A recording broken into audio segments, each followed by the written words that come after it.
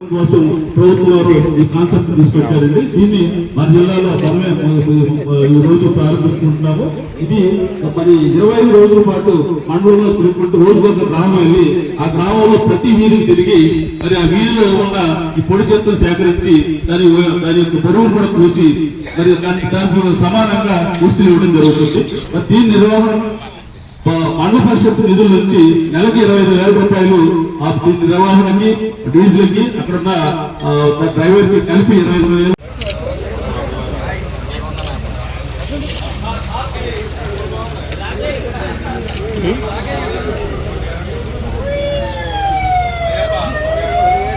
ఓకేనా?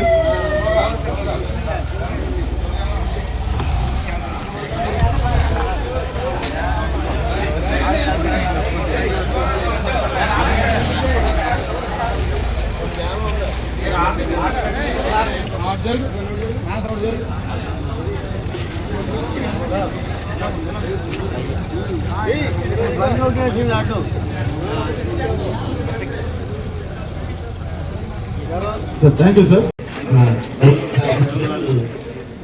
నాగమూర్తి గారు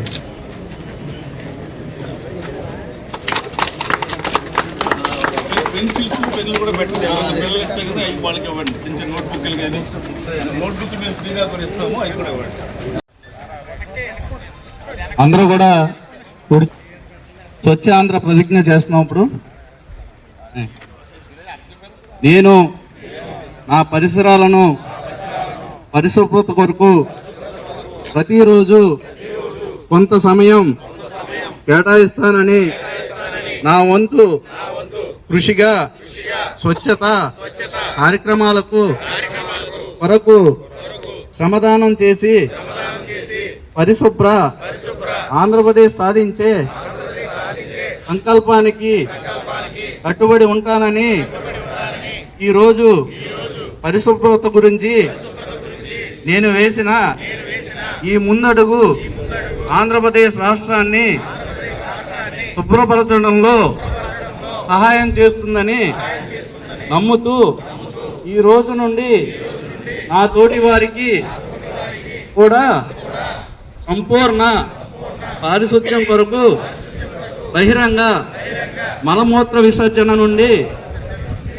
విముక్తి కొరకు విధిగా గృహ మరియు సామూహిక మరుగుదొడ్డిని వినియోగించడం, క్రమం తప్పకుండా సేఫ్టీ ట్యాంకును శుభ్రపరచడం వంటి అంశాలపై అవగాహన కల్పించే దిశగా ప్రయత్నిస్తానని, మన ఆంధ్రప్రదేశ్ను స్వచ్ఛ ఆంధ్రప్రదేశ్గా తీర్చిదిద్దేటట్లు నా వంతు కృషి చేస్తానని ప్రమాణం చేస్తున్నాను.